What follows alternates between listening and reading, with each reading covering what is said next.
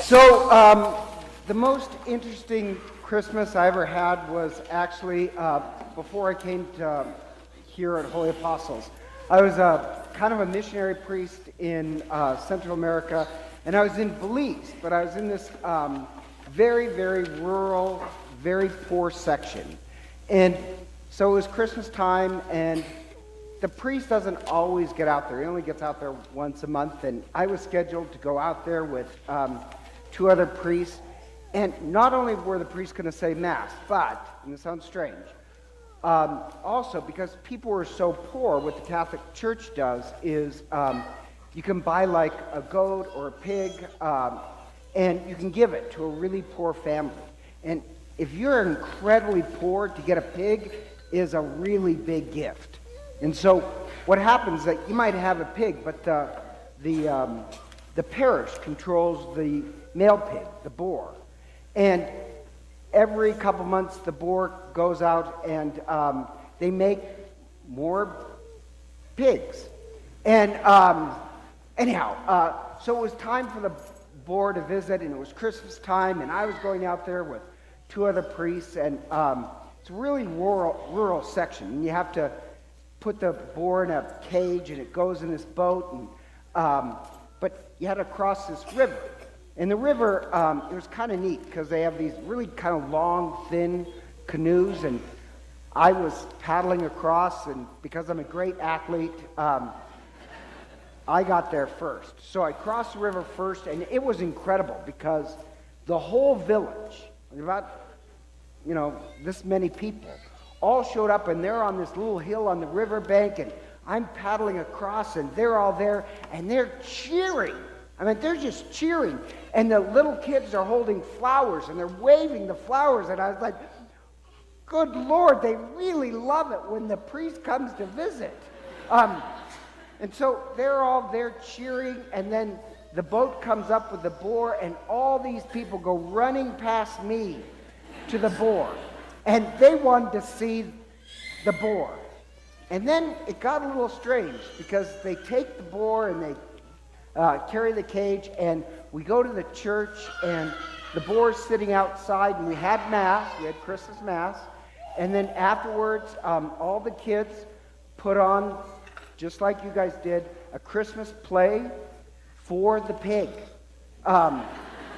For the pig. And then afterwards, we kind of had this celebration, and people would want to have them go to your house and show them your pig. And the reason why they're happy about the pig is that when the pig has a litter, like half the litter, if you get a pig and you get a bunch of piglets, you have to share half the litter with other people. And that can raise them out of poverty. So it's a big deal.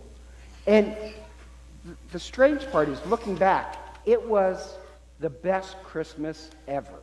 Even though it was really poor. They didn't even have any bathrooms there.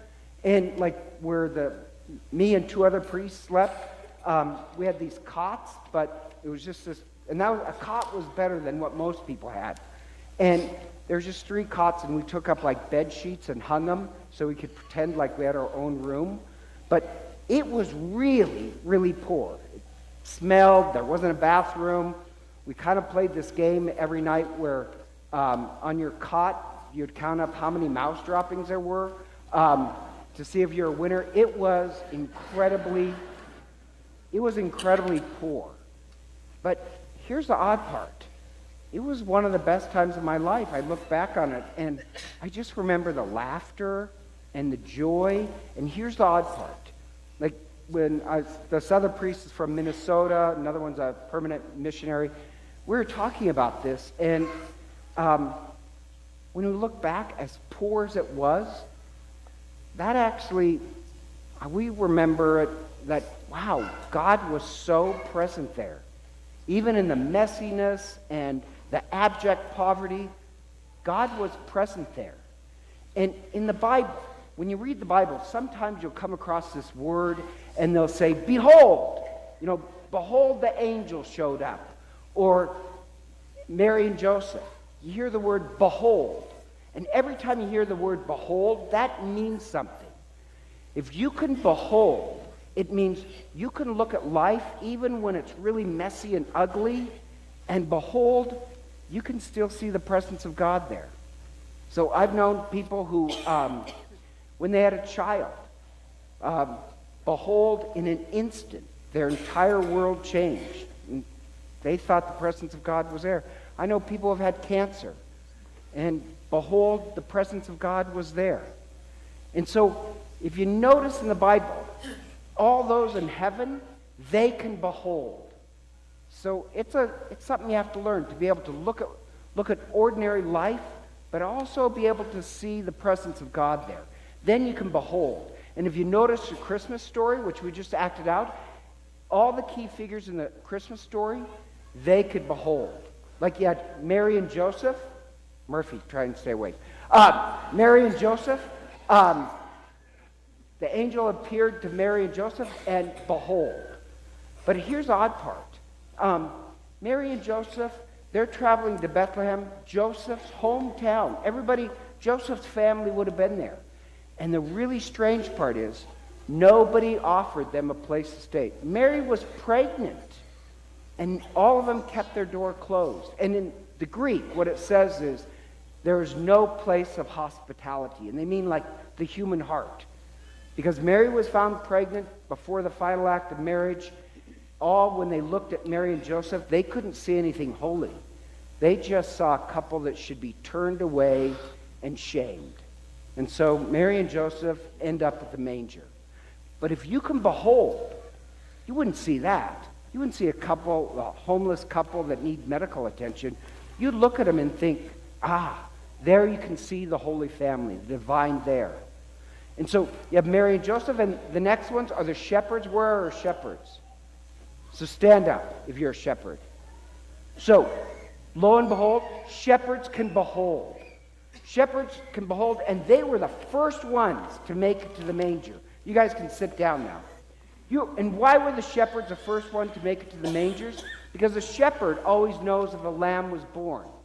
And the shepherd, they're the lowest on the totem pole of society. So the shepherds symbolize the humble. And it's the humble who they can behold. It's the humble who they can see more. When the shepherds, when they look up at the sky, they don't just see the sky. What do they see? Thousands of angels. If you're an angel, stand up. So now, when the shepherds, they can behold, because they're humble, they can see more. They can see a sky full of angels. All right, angels, sit down. I don't want you to fly away. The opposite of the shepherds are actually like King Herod.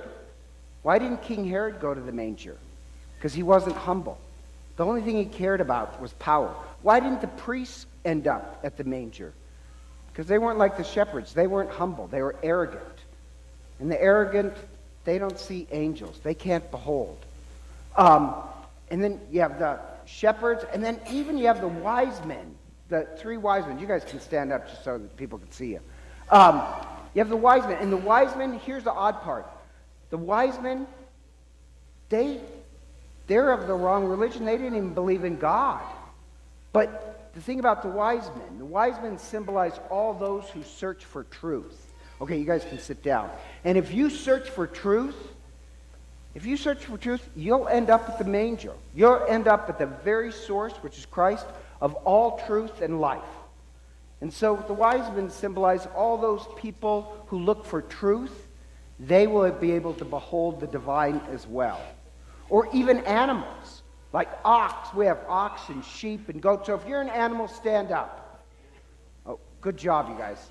So the animals, it says in the Old Testament that the animals, believe it or not, they can behold. It says the donkey knows the manger, and the ox knows its master. So you guys can sit down. So it's we humans who have to learn how to behold. And so on Christmas, what we're hoping is that we can be all like them. We can behold, and when we look, we actually see the presence of Christ. And as I said, all those in heaven, they can behold. And on Christmas time, On Christmas time, we just don't celebrate that 2,000 years ago, Christ was born. That 2,000 years ago, God for a short time took on human flesh and became one of us. We do celebrate that at Christmas time, but what we celebrate is not just that that happened, but we want that to continue to happen. Except this time, instead of Jesus being born in a manger, we want Jesus born in our hearts.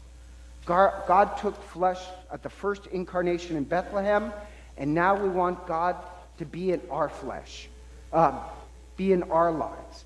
And the ancient way we celebrate that is actually at Mass.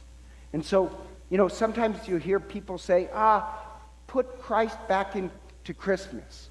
What I say is put Mass back into Christmas. The Bethlehem, the manger is technically, it's not a barn. A manger is a feeding trough. And that's where Christ was placed, because Christ is the bread from heaven that's going to give us life. And the true manger is not there. The true manger is here, where we eat here so that we can have Christ inside of us.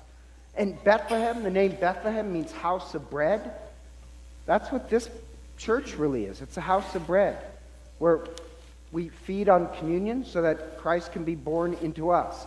And so what we celebrate at Christmas time is that we can behold, even in really kind of ugly places, when dead poor or whatever, you can look and behold, you can see the presence of Christ among us, God with us, Emmanuel.